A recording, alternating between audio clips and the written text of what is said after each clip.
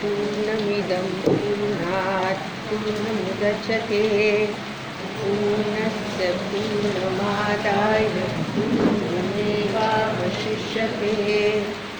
ॐ शान्ति शान्ति शान्तिः। ॐ सहनावतु सहनौ भुनक्तु सह वीर्यङ्करवावहै तेजस्विनावधीतमस्तु मा विद्विषावहै। ॐ शान्ति शान्ति शान्तिः। ईश्वरो गुरुरात्मेति मूर्तिभेदविभागिने व्योमवद्व्याप्तदेहाय दक्षिणामूर्तये नमः।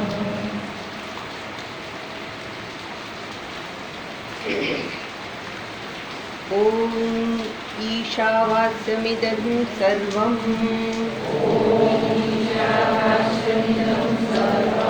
यत्किञ्च जगत्यां जगत् तेन त्यक्तेन भुञ्जीथाः मादृजः कस्यचित् धनं कुर्वन्नेवेह कर्माणि जिजीविषेत् सततं समाः। एवं त्वयि नान्यथेतोऽस्ति न कर्म लिप्यते नरे। असूर्यानाम ते लोकाः अन्धेन तमसावृताः तागुस्ते प्रेत्याभिगच्छन्ति ये के चात्महनो जनाः। निजदेकं मनसो जवीयः नैनद्देवा आप्नुवन् पूर्वमर्षत्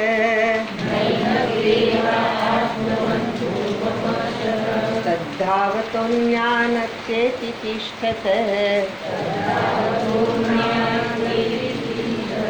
तस्मिन्नपो मातरिश्वा दधाति।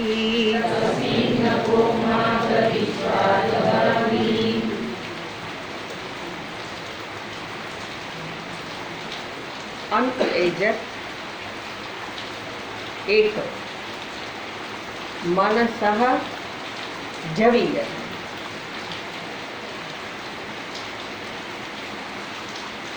जे चलन रहित છે એ એક છે મનથી વધારે વેગવાળું છે ગતિવાળું। ન એન દેવાહ આપ્નુવન इंद्रियों रूपी देवताओं એને પ્રાપ્ત કરી શકતા નથી। કેમ નથી કરી શકતા? તો જોયું કે इंद्रियों मन એનું જે અધિષ્ઠાન છે એને પ્રકાશિત થવાનું સામર્થ્ય સ્વયં ચૈતન્ય પ્રદાન કરે છે। એટલા માટે એને એ પ્રકાશિત નથી કરતા। પૂર્વમર્ષત શબ્દ કહીને બતાવું કે જ્યાં એ પ્રકાશિત કરવા જાય ત્યાં તો બધું પ્રકાશિત થયેલું જ છે। સ્વયં એ ચૈતન્ય સ્વરૂપ પરમાત્મા ત્યાં હાજર જ છે। પૂર્વમર્ષત આ પ્રમાણે કહીને શ્રુતિ એને માટે એવું કહે છે તદ્ધાવતઃ અન્યાનત્યેતિ। જે કંઈ ગતિવાળું છે જેમાં ચલન છે ક્રિયા છે એ જે કંઈ ક્રિયાવાળું છે એને એ અન્યને એનાથી જે જુદા છે અર્થાત અનાત્મ છે એને અત્યેતિ એને એ પાર કરી જાય છે એનું અતિક્રમણ કરી જાય છે। કેવી રીતે? તો કે તિષ્ઠત સ્થિત રહીને ત્યાં ને ત્યાં સ્થિત રહી અને એનું અતિક્રમણ કરી જાય છે. હવે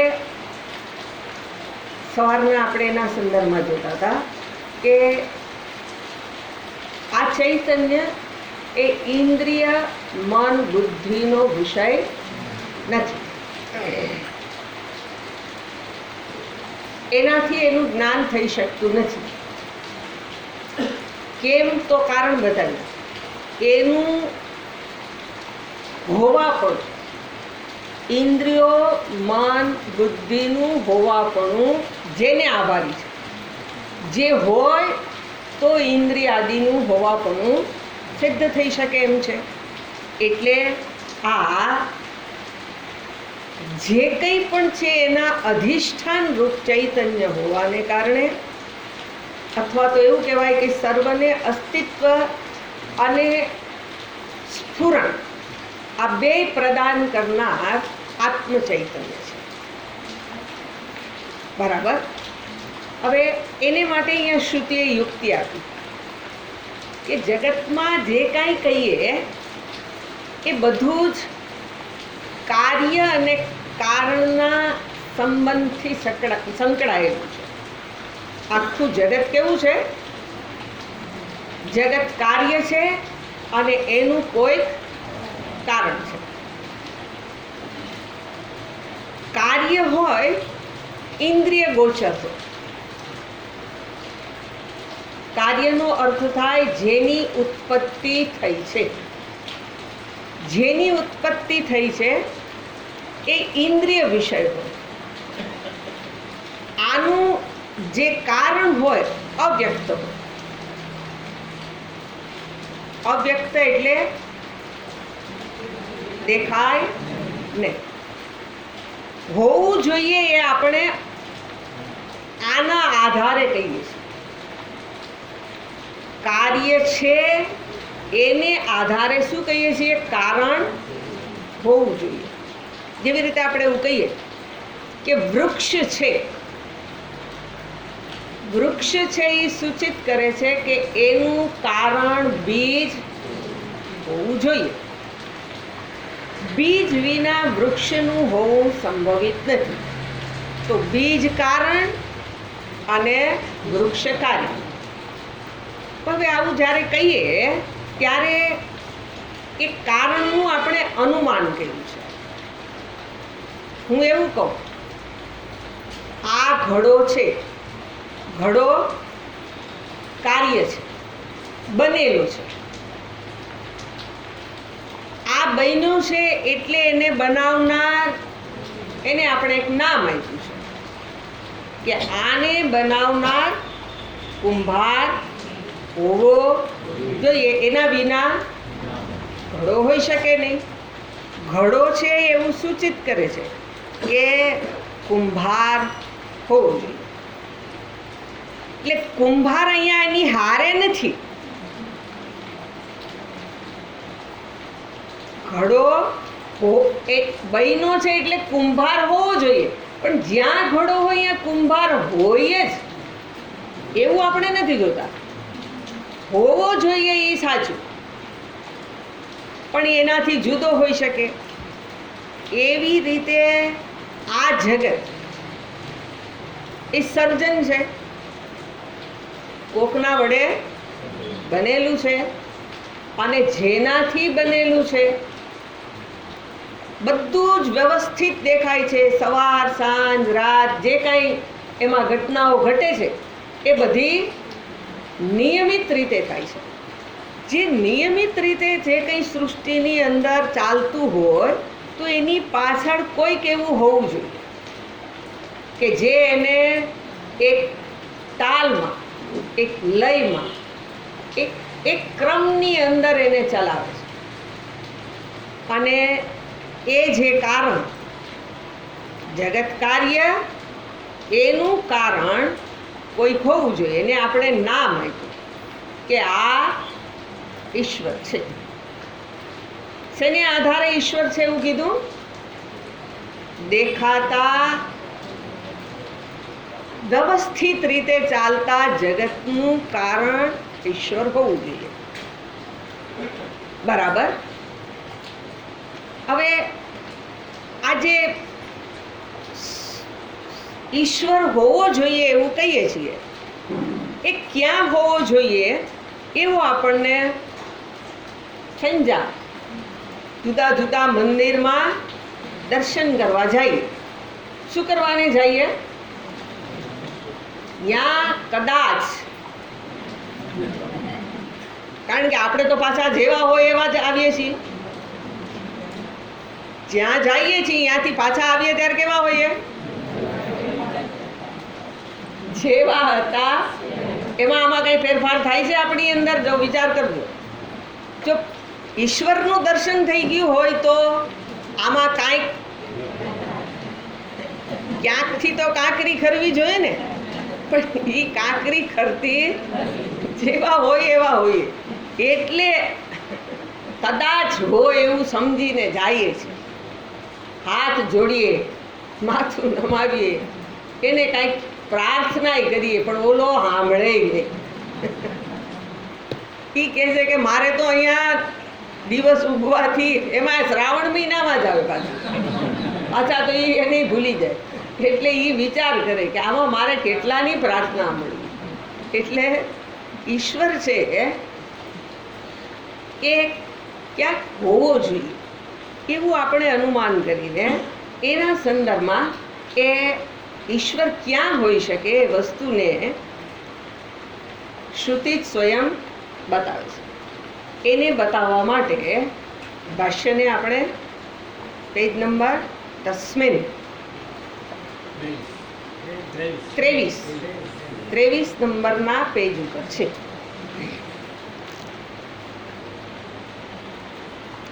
આ સૃષ્ટિનું સર્જન, સ્થિતિ અને લય જેમાં થાય છે એ તત્વ, એને શ્રુતિ બતાવે છે. શું કહે છે? તસ્મિન આત્મતત્વે સતી નિત્ય ચૈતન્ય સ્વભાવે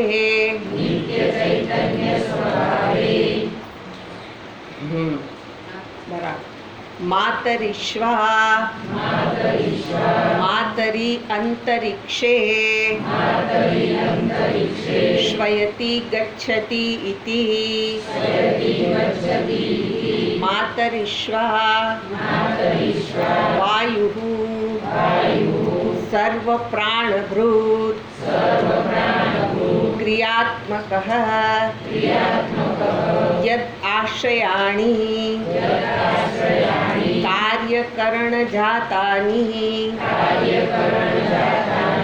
યસ્મિન ઓતાની પ્રોતાની ચ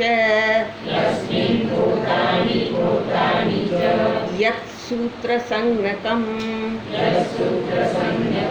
સર્વસ્ય જગતઃ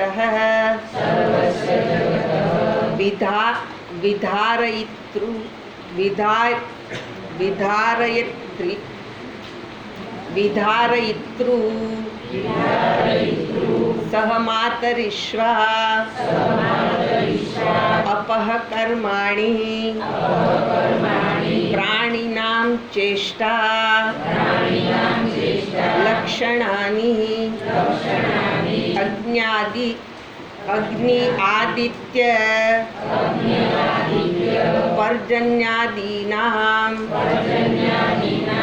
જ્વલન દહન પ્રકાશ અભિવર્ષણાદિ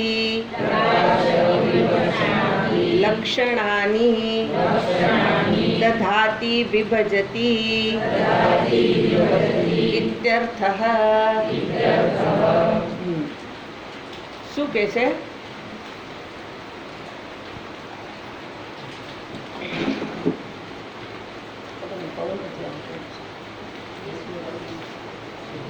કાલે આવતો હતો, કાલ નહીં સવારે આવતો હતો, ત્યારે પવન નથી આવતો બિલકુલ.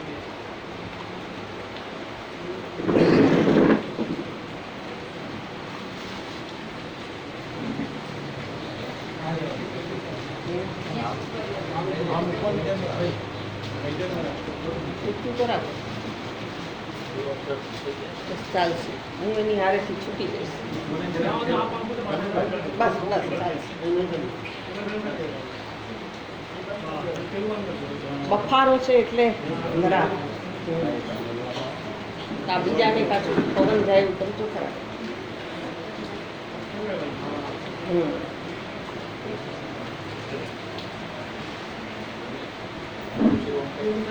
બસ હવે કાંઈ હું ભૂલી જઈશ થોડીક વાર પછી. આ તો હજી શરૂઆત નથી થઈ ને એટલે હું એમાં આવી જઈશ, પછી મને નહીં મળે. શું કે છે? તસ્મિન આત્મતત્વે. તસ્મિન શબ્દ છે, ભાષા સમજતા હોય ને તેમાં, સપ્તમી વિભક્તિ, તેમાં, એને અધિકરણ સપ્તમી કહેવાય. આ શું છે? અધિકરણ છે. કેની અંદર? તો આત્મતત્વમાં. તસ્મિનનો અર્થ ભાષ્યકારે શું કર્યું? તસ્મિન આત્મતત્વે સતી. એ આત્મતત્વ જે છે એના રહેતા, અધિષ્ઠાન રૂપે આત્મતત્વ રહેતા. હવે આત્મતત્વ કેવું છે? તો શબ્દ પ્રયોગ કરે છે, નિત્ય ચૈતન્ય સ્વભાવે.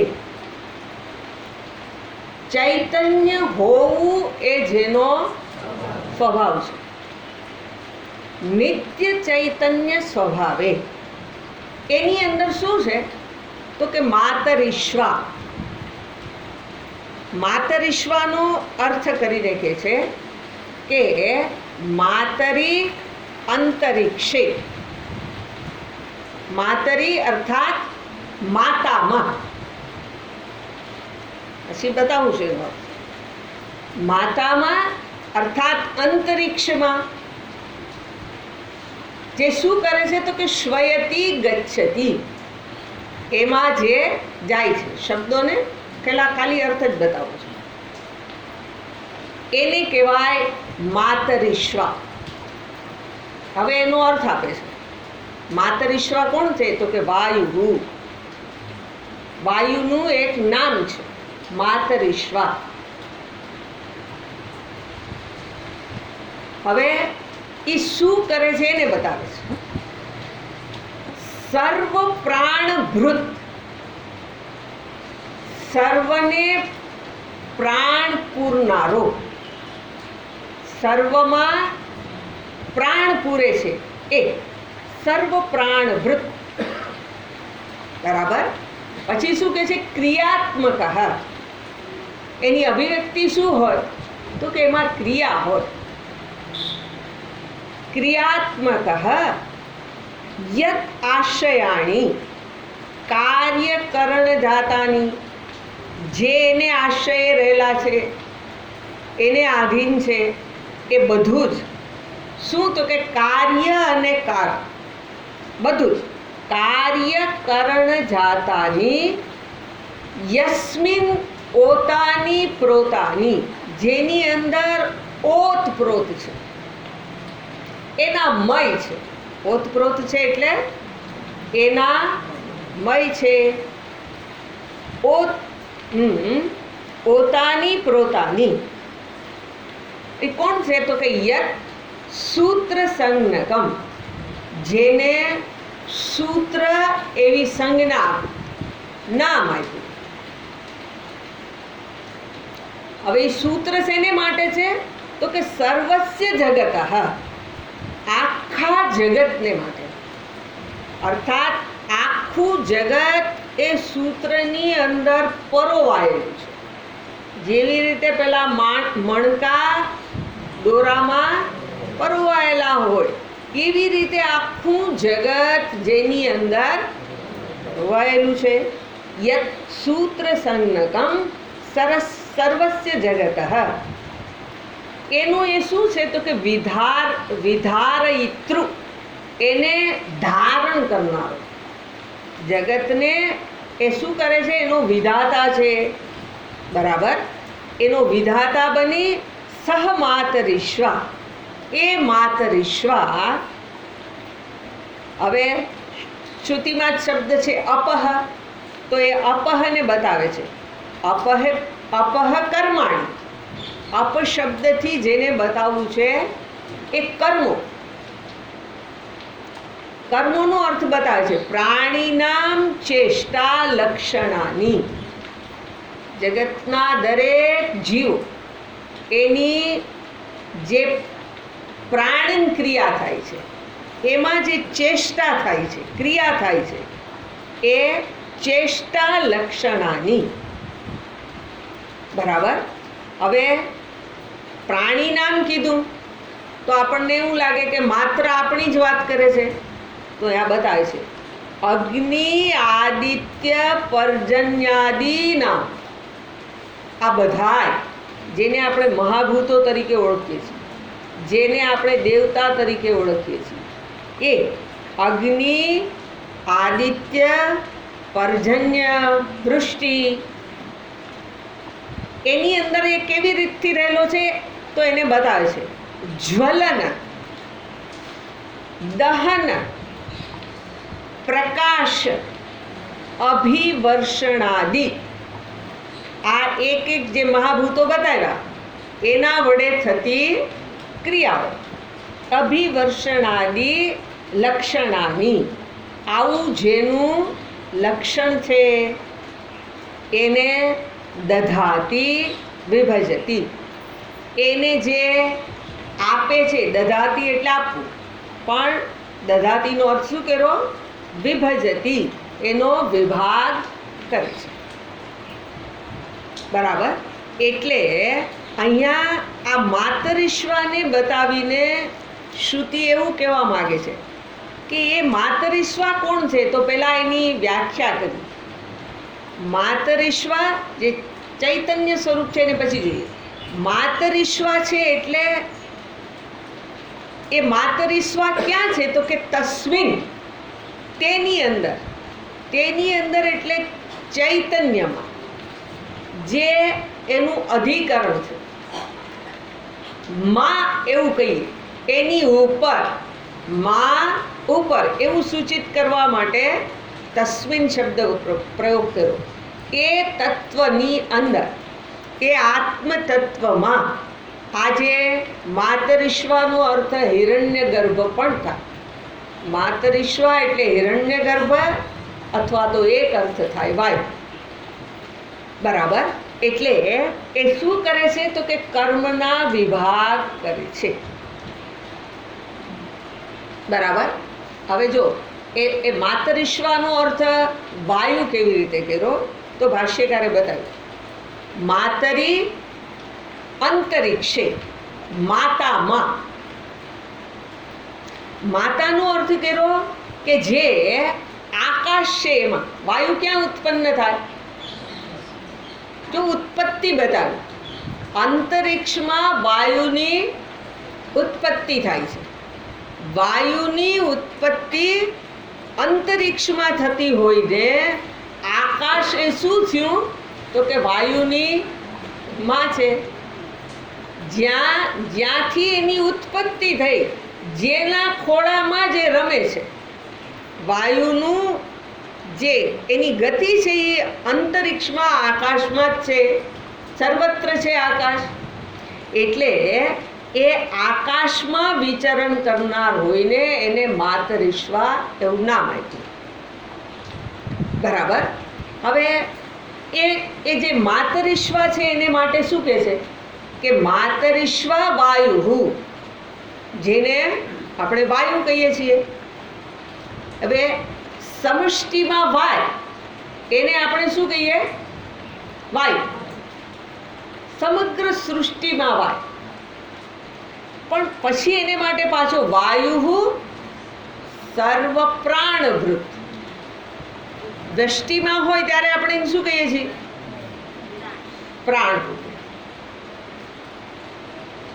આખી સૃષ્ટિમાં જો વાયુ બંધ થઈ જાય તો આ શું કરવું પડે? એક તો બોલવું, અને દબાણ છે, વાયુ વાતો નથી તો શું થાય? તો કે એ જે ક્રિયા કરવી છે એ ક્રિયા કરવામાં સ્વસ્થતા રાખવી અઘરી થઈ જાય. એટલે વાયુ છે એ પ્રાણભૃત છે, પ્રાણ ભરનારો છે. આપણા પ્રાણને એ શું કરે છે તો કે જે ઇન્દ્રિયોની પ્રવૃત્તિ છે એને કારણે છે.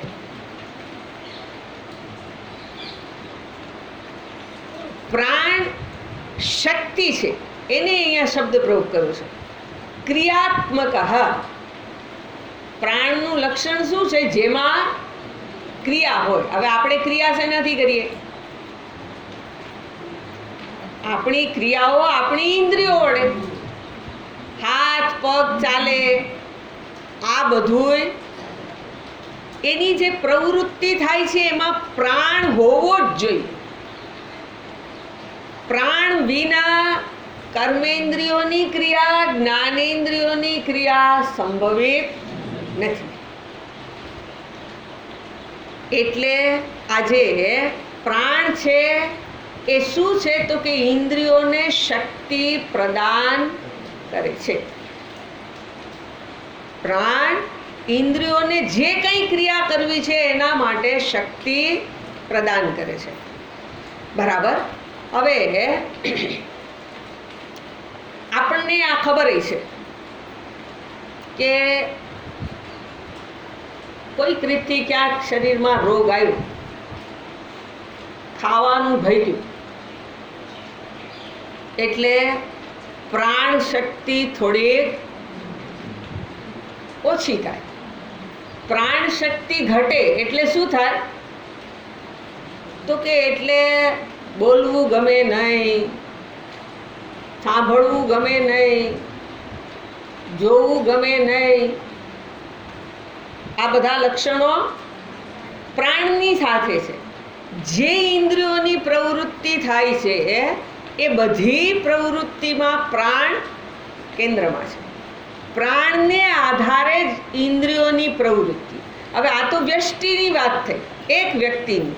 પણ અહીંયા એવું બતાવે છે કે સમષ્ટિની અંદર બધા જ જે કંઈ મહાભૂતો તમે કહો, આખું જગત કહો, તો જગતની સર્વ પ્રવૃત્તિ, ક્રિયાશક્તિ અને એની સાથે સાથે જે વસ્તુને ધારણ કરવાનું જે સામર્થ્ય છે એ પ્રાણનું છે, વાયુનું છે. બરાબર. એટલે એનો અર્થ એવો થઈ ગયો કે આ વાયુ આખા જગતને જોડી રાખનાર છે. એને માટે શબ્દ પ્રયોગ યત સૂત્ર સંજ્ઞકમ. આ વાયુ કેવો છે? બધા જ મહાભૂતોની સાથે જે જોડાયેલું છે, સર્વને શક્તિ પ્રદાન કરે છે, સર્વને ધારણ કરી રાખે છે અને શક્તિ પ્રદાન કરે છે. બરાબર. એટલે એનો અર્થ એવો થઈ ગયો કે આખું જગત ચેતનવંતું લાગે છે કારણ કે વાયુ છે. અહીંયા પ્રાણ છે એટલા માટે શું છે તો કે આ જે માતરિશ્વાનો એમાં ફાળો છે. બરાબર. હવે એ માતરિશ્વાને અહીંયા સૂત્ર સંજ્ઞ કહેવાનો અર્થ એવો છે કે એને હિરણ્ય ગર્ભ પણ કહેવાય. હિરણ્ય ગર્ભ એટલે આ સૃષ્ટિનો સર્જક, જેને આપણે બ્રહ્મા એવું નામ આપેલું છે. આ સૃષ્ટિનું સર્જન કોણ કરે છે? બ્રહ્માજી. એને હિરણ્ય ગર્ભ પણ કહેવાય. એની ક્રિયા શક્તિ, ઈચ્છા શક્તિ, જ્ઞાન શક્તિ બધું જ આને આધારે છે. શબ્દ પ્રયોગ કર્યો છે કે જે શું કરે છે તો કે યત આશ્રયાણી સર્વ પ્રાણભૃત ક્રિયાત્મક યત આશ્રયાણી, જેને આશ્રિત છે. બરાબર. શું એને આશ્રિત છે તો કે કાર્યકરણ જાતાની, કાર્ય અને એના કરણરૂપ આ બધો જ સંગાર અહીંયા વ્યષ્ટિનો સમષ્ટિનો એ એની અંદર ઓતપ્રોત છે, એની સાથે એક થયેલો છે. જો પ્રાણ ન હોય તો અહીંથી એ અત્યારની વાત તો નથી, પણ પ્રાણ અહીંથી જાય એટલે શું થઈ ગયું? કામ પૂરું. પ્રાણ છે એ જ શું કરે છે? જાણે કે મને જીવન પ્રદાન કરે છે. જીવન પ્રદાન કરે છે એટલે શું? આમાં ઈચ્છા ઉત્પન્ન કરે છે, આના વડે ક્રિયા પણ એને જ કારણે થાય છે. એટલે જે આ સર્વનો વિધારયિતૃ છે, જે એને એનું શું કરે છે તો કે આખા જગતને આ પ્રમાણે જે કાંઈ પ્રવૃત્તિ કરવી છે એનો એ વિધાતા બની જાય છે. બરાબર? એટલે હિરણ્યગર્ભ કે જે આ જગતનો સર્જક છે એની અંદર ઈચ્છા, જ્ઞાન, ક્રિયા, શક્તિ બધું જ એ પૂરું પાડનાર છે. અને હું જીવની અંદર પણ જ્ઞાન શક્તિ, ક્રિયા શક્તિ, ઈચ્છા શક્તિ પ્રાણને આભારી છે. બરાબર? એટલા માટે હવે એને એ સૂત્ર રૂપ કીધું. જગતની અંદર આ વાયુ સૂત્ર રૂપ છે, જે સંવાદિતાને જાળવી રાખે. જો આમાં સંવાદિતા, આમાં જળવાણી એવું કેવી રીતે કહેવાય? તો કે મને જે જ્ઞાન થાય એ મને એટલે કેને ક્યાં થાય છે? જ્ઞાનેન્દ્રિયો દ્વારા મને જે માહિતી મળે છે એ જ્ઞાન રૂપે સંગ્રહિત થઈ જાય છે. એ જ્ઞાન શક્તિ પછી બુદ્ધિને આધારે, જેને આપણે ઈચ્છા શક્તિ કહીએ છીએ, મનની અંદર શું રહેલું છે? ઈચ્છા કરવાનું સામર્થ્ય. તો ઈચ્છા કરવાનું સામર્થ્ય પણ ક્યાંથી આવ્યું? તો કે પ્રાણને આભારી છે. એને ક્રિયાઓ કરવી છે તો પણ એ બધાની અંદર આ સૂત્રાત્મક છે.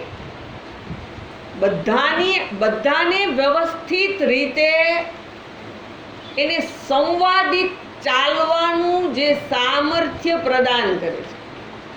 આખો સંઘાત છે એને વ્યવસ્થિત ચાલવાનું સામર્થ્ય પ્રાણ પૂરું પાડે છે. બરાબર? એવું જ હિરણ્યગર્ભના સંદર્ભમાં એ સમષ્ટિ પ્રાણ છે.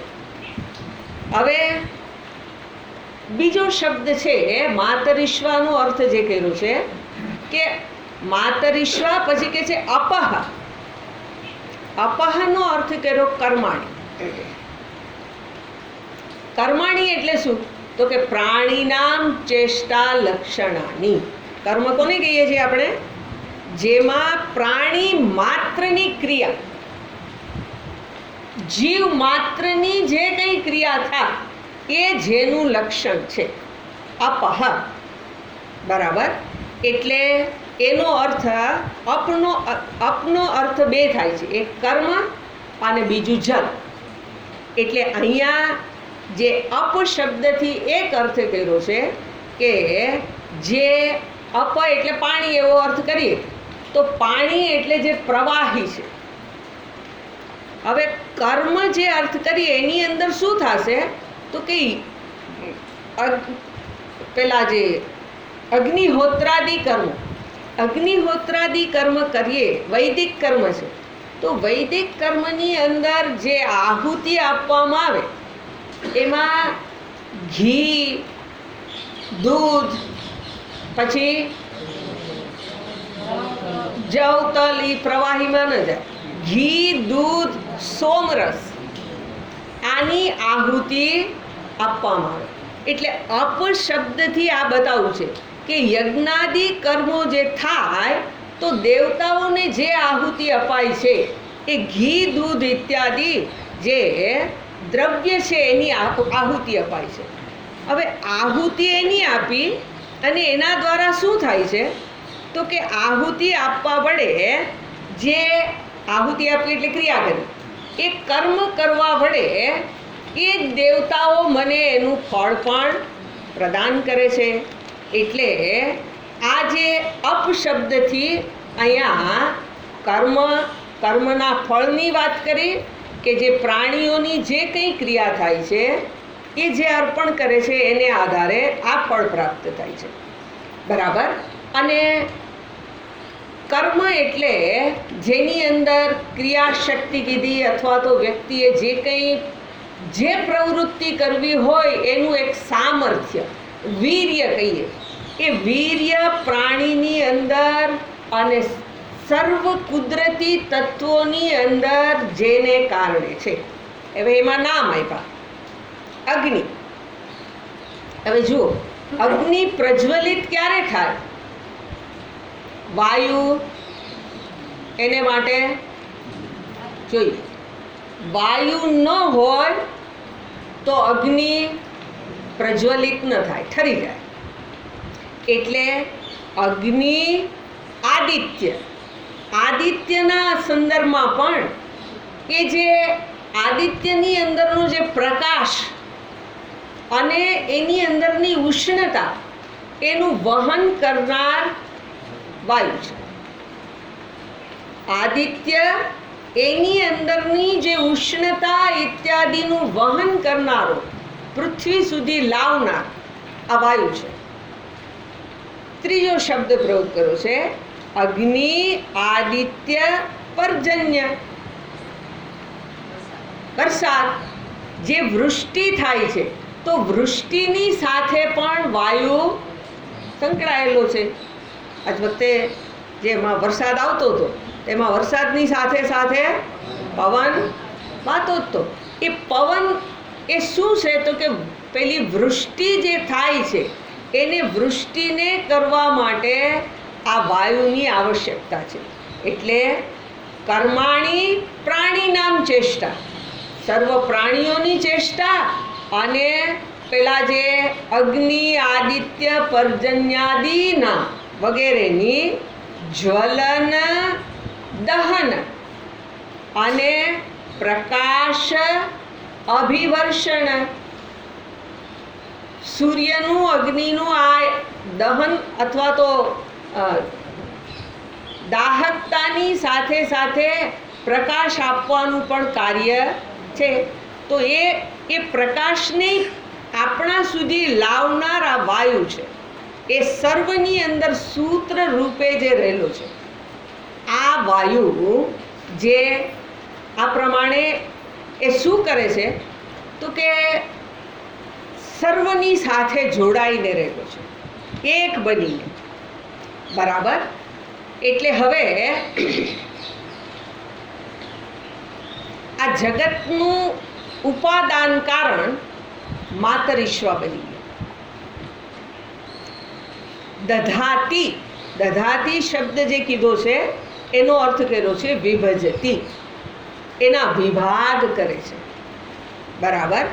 માતરિશ્વા શું કરે છે તો કે જળ ચેતન સર્વને ધારણ કરે છે અને એનું ભેગું નિયંત્રણ પણ કરે છે.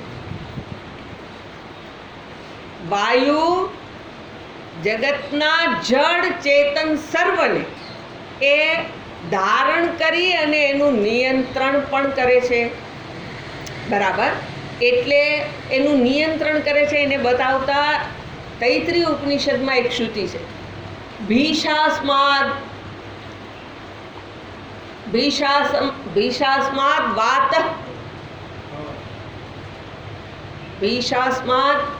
વાતઃ પવતે. બરાબર. આમાં શ્રુતિ આપી છે. બરાબર, આમાં જ આપી. મેં કીધું કે મને ભીષાસ્માદ વાતઃ પવતે, જે એના ભયથી. કોના ભયથી તો કે જેના નિયંત્રણમાં હોય એનો એને ભય હોય. એના ભયથી જાણે કે જગતમાં બધા જ તત્વો પોતપોતાની પ્રવૃત્તિ કરતા રહે છે. એટલે કયા તત્વો તો કે સૂર્ય, ચંદ્ર, તારા, અગ્નિ, વાયુ, જે કાંઈ તમે લ્યો એ જલ ઇત્યાદિ બધા જેને કારણે એમાંથી એની જેની ઉત્પત્તિ છે એ બધાની ઉપર આ જે વાયુ છે એ નિયંત્રણ કરે છે. બરાબર. એટલે વ્યષ્ટિ દેહની અંદર અને સમષ્ટિ દેહની અંદર આ વાયુ બધાનું આ પ્રમાણે નિયંત્રણ કરે છે. હવે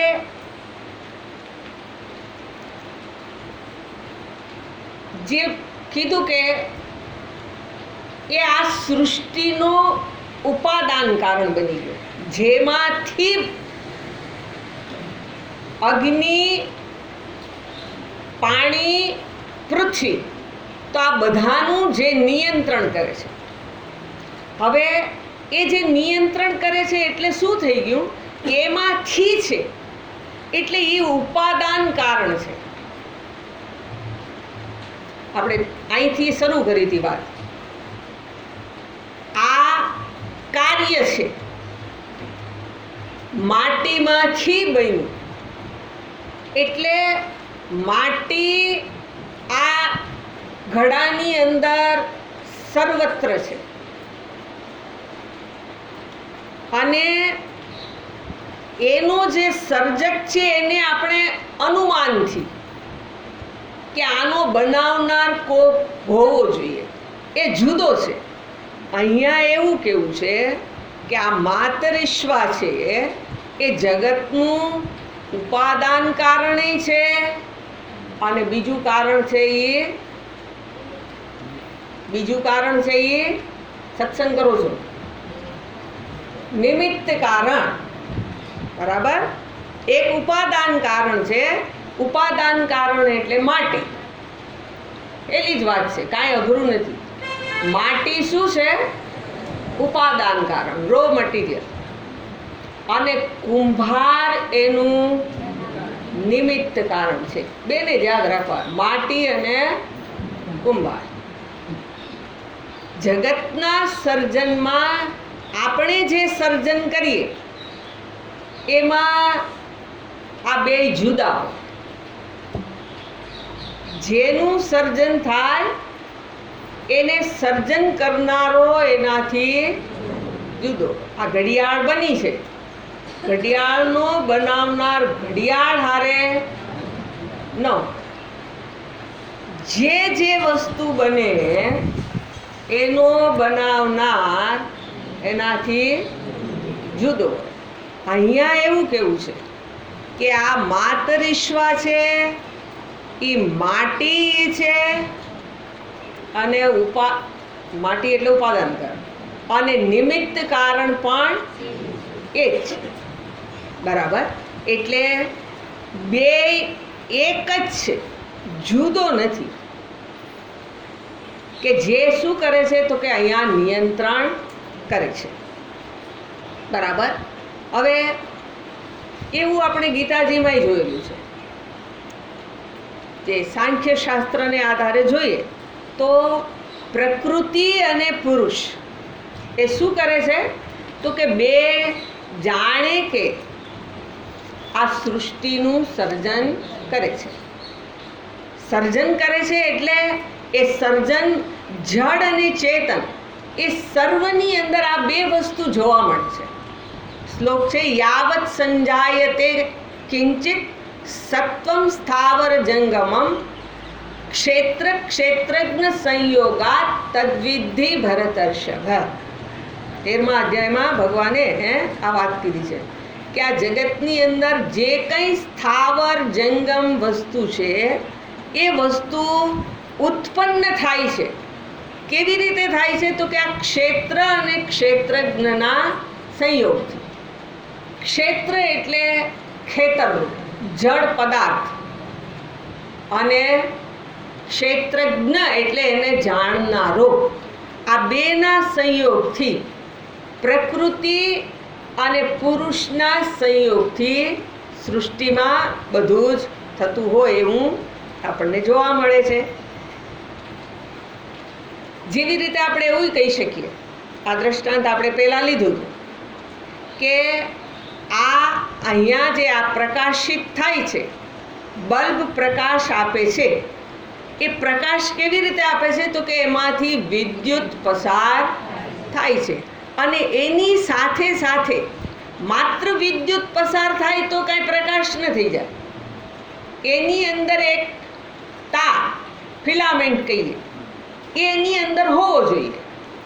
એમાંથી વિદ્યુત પ્રવાહ પસાર થાય તો જાણે કે પ્રકાશ ફેલાઈ જાય છે. આ પ્રકાશ અનુભવાય છે કેવી રીતે છે? તો કે એમાં એક પ્રકૃતિ છે, એક પુરુષ છે. જે શબ્દ પ્રયોગ એ કર્યો એટલે વિદ્યુત છે એ શું છે? તો કે પુરુષ સ્થાનીય છે, અને ફિલામેન્ટ છે એ પ્રકૃતિ સ્થાનીય છે, જેને કારણે આપણે પ્રકાશને અનુભવીએ છીએ.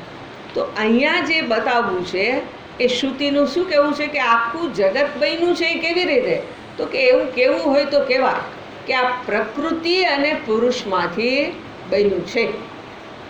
હવે અહીંયા તસ્મિન કહીને જે બતાવવું છે, તસ્મિન પેલું વાક્ય લીધું હતું. તસ્મિન એટલે તેમાં, પણ એ તેમાંનો અર્થ શેમાં કર્યો છે? આત્મતત્વમાં.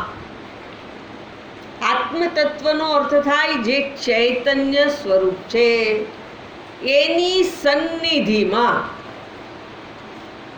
માતરીશ્વા આ સર્જન કરે છે પણ પેલાની સન્નિધિમાં છે. આત્મતત્વે સતી, એ આત્મતત્વ જ્યારે હોય ને એ છે ત્યારે માતરીશ્વા આ પ્રવૃત્તિ કરે છે. પેલા બધી વાતો કરી દીધી કે આ જગતની અંદર આ બધું જ થાય છે, પણ એ આત્મતત્વ કેવું છે? તો કે એ નિત્ય અવિકારી છે.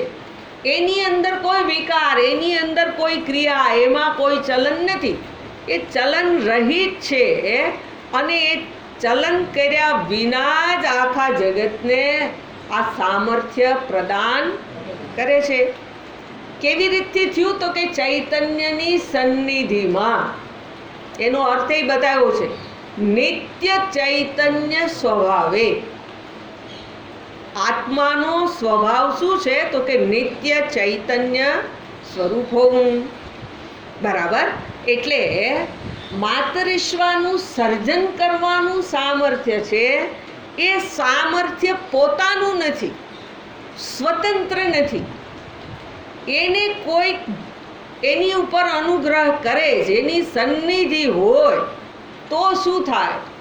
તો કે તો એને આ સર્જન કરવાની એના વડે પ્રવૃત્તિ સંભવિત થાય.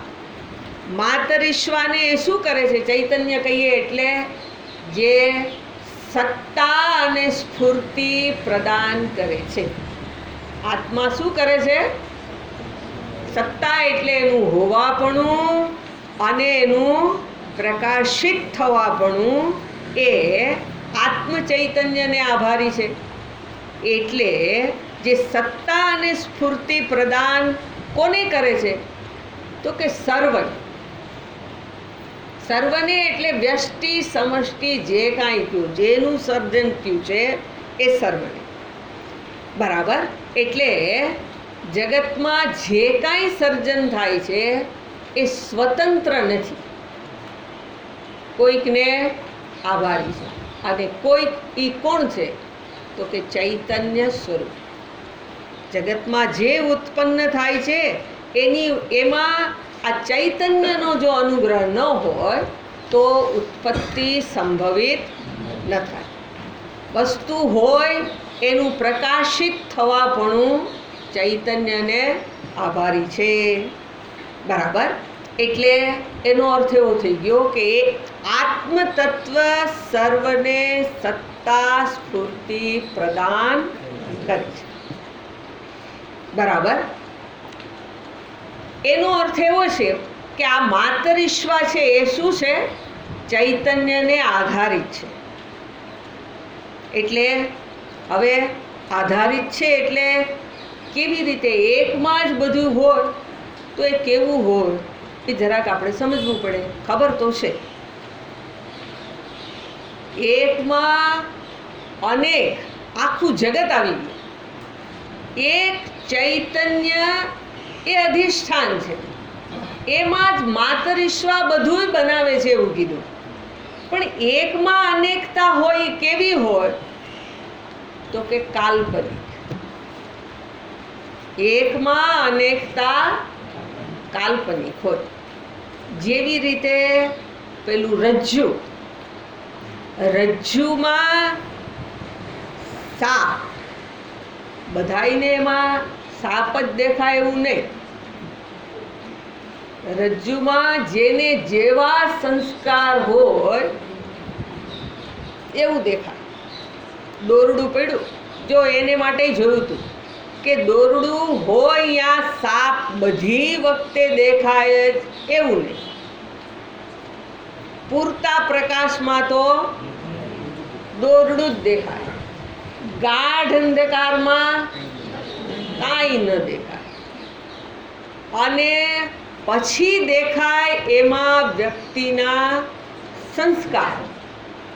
મારે શેની હારે આમાં હાલતું હોય એને આધારે દેખાય. મારે જો લાકડીની જરૂર પડતી હોય તો મને એમ લાગે કે આ લાકડી પડી લાગે છે. મને જો ક્યાંક એને એ સ્થાનની અંદર ભૂછિદ્ર પણ દેખાઈ શકે, તિરાડ પડી ગઈ છે, પાણીનો રેલોય દેખાય, સર્પ પણ દેખાય. એક જ સ્થાનની અંદર આ અનેકતા દેખાઈ શકે, પણ કન્ડિશન શું છે? મંદ અંધકાર, ધૂંધળો પ્રકાશ. મંદ અંધકારનો અર્થ થાય ધૂંધળો પ્રકાશ હોય ત્યારે આવી ભ્રાંતિ થઈ શકે. મન એની અંદર કલ્પના કરી શકે. હવે એક દોરડું જે જગત રૂપે પેલા સર્પ રૂપે ભાસે છે, એવી જ રીતે આ જે માતરિશ્વા છે એ માતરિશ્વા આત્મ તત્વ જ માતરિશ્વા રૂપે છે અને એ જ માતરિશ્વા જગત રૂપે પણ છે. ઉત્પત્તિને જરાક યાદ કરીએ તો આકાશાત વાયુ, વાયોઃ અગ્નિઃ, અગ્નેરાપઃ, અદ્ભ્યઃ પૃથિવી. 5 મહાભૂતો એનો ક્રમ છે. જ્યારે બધે પાણી થઈ ગયું એવું કહીએ, પૃથ્વી નથી રહેતી, પૃથ્વી બધી પાણીમાં સમાઈ જઈ શકે, પાણી જ પાણી થઈ ગયું. હવે એ જ પાણી, એનું કારણ અગ્નિ છે. અગ્નિનું સામર્થ્ય કેવું? તો કે એ અગ્નિ એના કરતાંય વ્યાપક છે. એટલે સમુદ્રમાં પણ આગ લાગી શકે. આપણે એવું સાંભળેલું છે, જોયું ભલે ના હોય. અગ્નિમાં પણ આગ લાગી શકે, કારણ કે એની અંદરથી જ. અને એ અગ્નિ એનું હોવું વાયુને આભારી છે. એટલે આજે એકમાંથી બીજું, તો એ એકમાંથી બીજું, બીજામાંથી ત્રીજું, ત્રીજામાંથી આખું જગત. આવું ઓલું પેલો જાદુગર હોય એ આપણને કાંઈ ન હોય એમાંથી શું કરીને બતાવે? અનેક વસ્તુ સર્જન કરીને બતાવી શકે. તો આ જે જગત, જે ઉત્પત્તિ કહીએ છીએ, એ ઉત્પત્તિ વાસ્તવમાં એક અદ્વિતીય પરમાત્માની અંદર જ અનેક રૂપે ભાષિત થાય છે. એક પરમાત્મા સિવાય બીજું કાંઈ નથી, ચૈતન્ય સિવાય બીજી કોઈ વસ્તુ નથી. પણ આપણો અનુભવ છે એને ધ્યાનમાં લઈ અને શ્રુતિ આપણને આ સર્જનની પ્રક્રિયા બતાવે છે. જગત જેવી વસ્તુ છે નહીં. મૂળિયા કાપી નાખે. શ્રુતિ શું કરે છે? તમે જેને સાચું કહો છો એ જગત નામની વસ્તુ જ નથી. તમારા મનમાં જે છે એ તમને જગત રૂપે દેખાય છે. એટલે જો એ મનને, આખા બધા જ શાસ્ત્રો આ મનને સમૂહ કરવા માટે જ છે. મન જો એ તમારું એ તમારા વશમાં થઈ ગયું તો આ સત્ય સમજતા વાર નહીં. સત્યને પામવા માટે સાધના જે છે બધી જ સાધના આપણા મનને સરખું કરવા માટે છે. અને આપણે શું કરીએ?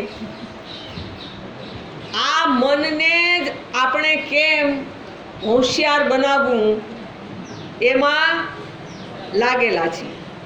હોશિયાર બનાવવું એટલે શું? વિભાગ કેમ કરવા? મનનું કામ શું છે? એકથી બીજાને છૂટા જ પાડવા, ભેગું કંઈ થવા જ ન દેવું. ભેગું થાય તો પરમાત્માની નજીક જવાય. આપણે ભેગું થવા દેવું, વિભાગ જ રાખવાના. એટલે મનને બાળકને એ જ શીખવીએ. એ બિચારું નાનપણથી આ શીખ્યું હોય તો જાય ક્યાં? મોટા થઈને એ જ ચાલે. એટલે અહીંયા આત્મતત્વ એકમાત્ર છે એવું અહીંયા શ્રુતિનું કેવું છે. તસ્મિન આત્મતત્વે સતી નિત્ય ચૈતન્ય સ્વભાવે. આ એક આત્મતત્વ જ છે, એની અંદર માં શબ્દ પ્રયોગ કર્યો છે. તસ્મિન એ માં, એમાં શું છે તો કે વિભજતી. ચલો શબ્દ પ્રયોગ કર્યો, એમાં શું કરેલું છે? વિભાગ કર્યા. વિભાગ છે નહીં, કાલ્પનિક વિભાગ કર્યા. કેવી રીતે? ને આપણે હમણાં સુધી ફરી પાછી હવે જે બતાવવા જાય છે એ એમાં જ છે. એટલે એ વિભજિતી કહીને પછી શું કહે છે? બીજો એક અર્થ જે ભાષ્યમાં બતાવેલો છે, આપણે જોયો ને. ધારયતી ઇતિ વા ભીષાસ્માદ વાતઃ પવતે इत्यादि श्रुतिभ्यः सर्वा हि कार्यकरणादि विक्रिया नित्य चैतन्यात्म स्वरूपे सर्वास्पद भूते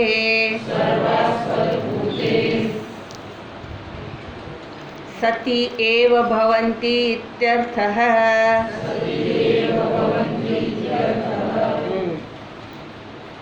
ધારયતી વા, જે પેલા માતરિશ્વા એનો અર્થ કરીને જે કર્મના ફળ પ્રદાન કરે છે, બીજો અર્થ કર્યો ધારયતી વા, અથવા તો જે ધારણ કરે છે. ધારણ કરે છે કેવી રીતે? તો કે જેવી રીતે આપણે એ અર્થને જોઈ લીધો કે એ પરમાત્માના ભયથી સર્વ મહાભૂતો અને સમગ્ર જગત પ્રવૃત્તિ કરે છે. આપણે જે હખણા રહેવા રૂપી પ્રવૃત્તિ કરીએ ને, એ કોકનો થોડો ભય છે. એને જો ન માનીએ ને તો આપણે તો શું કરીએ એ ખબર નહીં. નરસિંહ મહેતાએ ગાયું એના જેવું થઈ જાય. કોઈ જગતમાં બાકી બચે નહીં, માત્ર એક હું જ રહેવો જોઈએ, બીજું કોઈ હોવો જ ન જોઈએ. આપણું ચાલે તો મારા સિવાય જગતમાં કોઈ ન રહે, પણ આપણું હાલતું નથી. એટલે ભયના માર્યા થોડા સીધા પટ્ટે ચાલીએ. પણ આ એના ભયથી આ બધા વાયુઓ જો બીતા હોય તો આપણે તો બીવું જ રહ્યું ને ભાઈ. નહીંતર આપણું શું થાય? આ ઓલું હમણાં જે થયું એવું કરતા એને કેટલી વાર ત્યાં એક એણે આ પરિસ્થિતિનું નિર્માણ કર્યું, અહીં બીજી થઈ શકે. ક્યાંક શું ક્યારે થાય આપણને ખબર નથી. એટલે એનાથી થોડો હાથ જોડી રાખવા સારા. સર્વાહી કાર્યકરણાદિ વિક્રિયા, બધી જ કાર્ય અને કરણની અંદર જે કંઈ પણ ક્રિયાઓ વિકાર ઇત્યાદિ થાય છે, નિત્ય ચૈતન્ય આત્મ સ્વરૂપે, એ હંમેશા રહેલું જે ચૈતન્ય સ્વરૂપ છે, આત્મતત્વ છે, એના સર્વ આસ્પદ ભૂતે સતી એવ ભવંતી, એને આધારે જ આ બધા વિકારો થાય છે. આની અંદર જે વિકારો પણ થાય છે ચલન થાય છે એ એની સન્નિધિ છે ચૈતન્યની, એને આધારે જ બધું થાય છે. વ્યષ્ટિ શરીરમાં આપણે અહીં જે કંઈ થાય છે ચૈતન્યની સન્નિધિ છે, અને એવું જ સમગ્ર જગતમાં ચૈતન્યની સન્નિધિ છે, એને કારણે આ પ્રમાણે થાય છે. હવે શ્રુતિ અહીંયા આ જે વાતો કરી દીધી એને ફરી પાછી બીજા શબ્દમાં કહેવા જાય છે. હવે એ શબ્દને પેલા ભાષ્યકાર શું કહે છે એને જોઈએ તો, ન મંત્રાણામ જામિતાઃ અસ્તિ ઇતિ.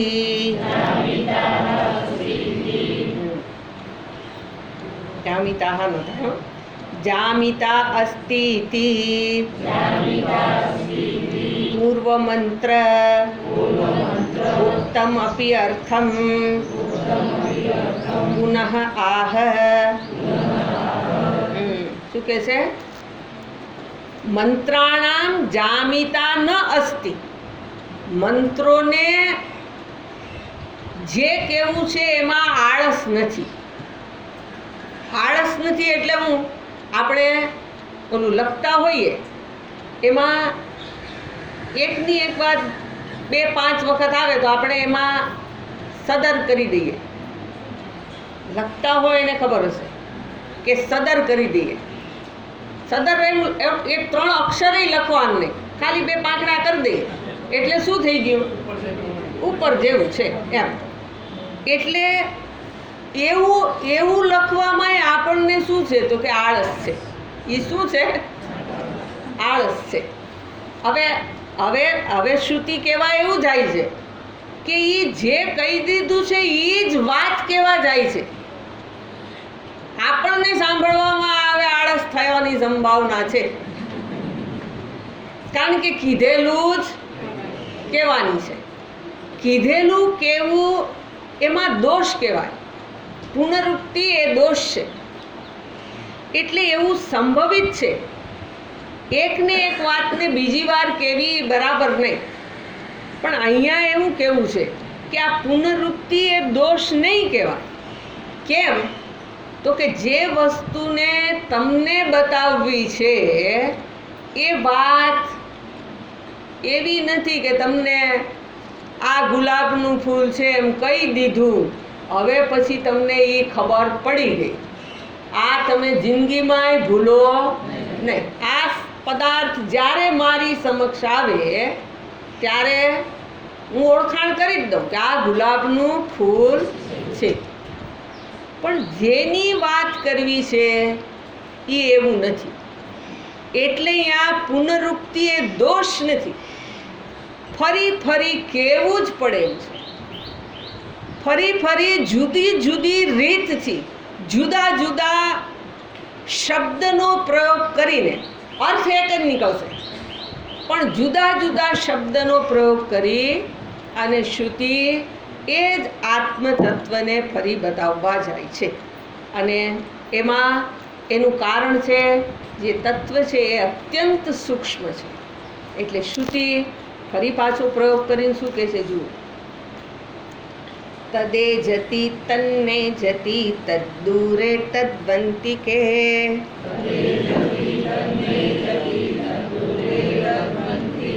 તદંતરસ્ય સર્વસ્ય તદુ સર્વસ્યાસ્ય બાહ્યતઃ.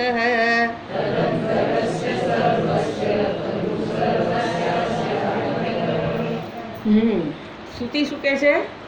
તદ એ જતી. આગળ ન એ જતી કીધું, ફરી પાછું કે જ છે તદ એ જતી. એ ચલન કરે છે, કંપન કરે છે, ગતિ કરે છે. અને ફરી પાછું કે છે તદ ન એ જતી. એ ચલન કંપન કરતું નથી. આત્મતત્વની જ વાત છે. બરાબર. પછી બીજા આ વિરોધાભાસી શબ્દ પ્રયોગ કરો. ચલન કરે છે, નથી કરતું. પછી કહે છે કે એ આત્મતત્વ દૂર, બહુ દૂર છે, એટલે તમારે હાઈલા જ કરવું પડે એમ છે. તો કે નહીં નહીં, ક્યાંય જવાનું નથી. તદ અંતિકે, સાવ સમીપમાં સમીપ છે, ક્યાં જાશો? જ્યાં જાશો ત્યાં ઈ જ છે. એટલે તદંતિકે, તદ્દૂરે, જ્યાં સુધી એને જાણીએ નહીં ત્યાં સુધી દૂર. એટલે કેટલું દૂર? તો કે અંતર કપાય નહીં એટલું. અને નજીક જાણી લેતાની સાથે ઓહ આ તો હું જ છું, પણ હું જ છું. તદ અંતરસ્ય સર્વસ્ય, એ કેવું છે? હું જ છું એમ ખાલી હું એકલો જ હું નથી. અહીં શું કે છે? એ બધાના અંતર્ગત રહેલું છે. તદ અંતરસ્ય સર્વસ્ય, જગતમાં જે કાંઈ છે એ સર્વની અંદર એ આત્મતત્વ છે. તત્પુ સર્વસ્ય અસ્ય બાહ્યતઃ, સર્વની અંદર એ પાછું એની બારે એ જ છે. એ જ છે, એના સિવાય કોઈ નથી, કાંઈ નથી. તો સમજાઈ ગયું? તો કે સમજાઈ ગયું હોય તો શું થવું જોઈએ? શ્રુતિ જે કહે છે એ સ્થિતિ આપણને પ્રાપ્ત થઈ જવી જોઈએ.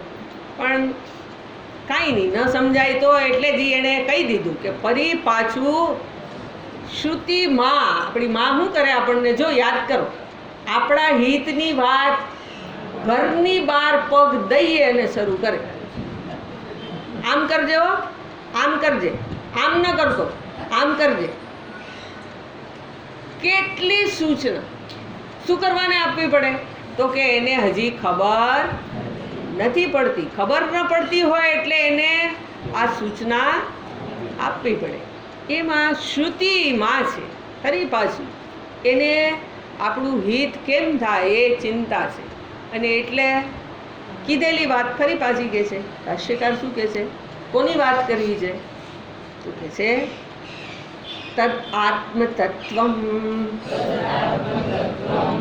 યત પ્રકૃતમ તદ એજતિ ચલતી તદ એવ ચ ન એજતિ સ્વતઃ ન એવ ચલતી સ્વતઃ અચલમ એવ સત ચલતી ઇવ ઇત્યર્થઃ.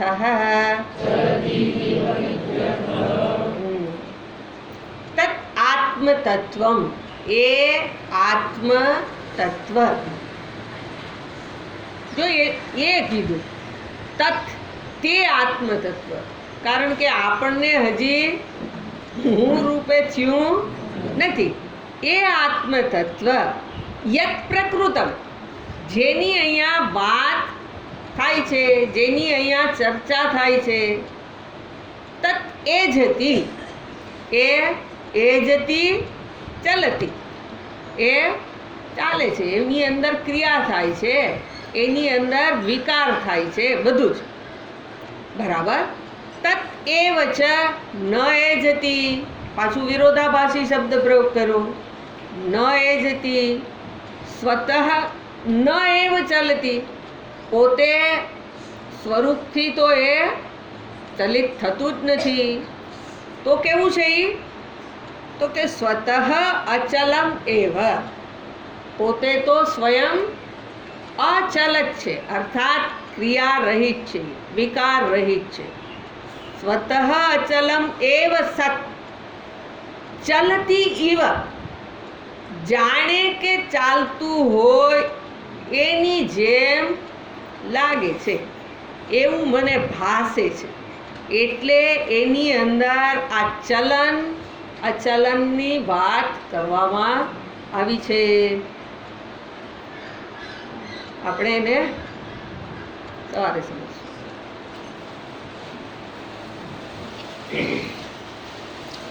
ઓમ પૂર્ણમદ પૂર્ણમિદં પૂર્ણાત પૂર્ણમુદચ્યતે પૂર્ણસ્ય પૂર્ણમાદાય પૂર્ણ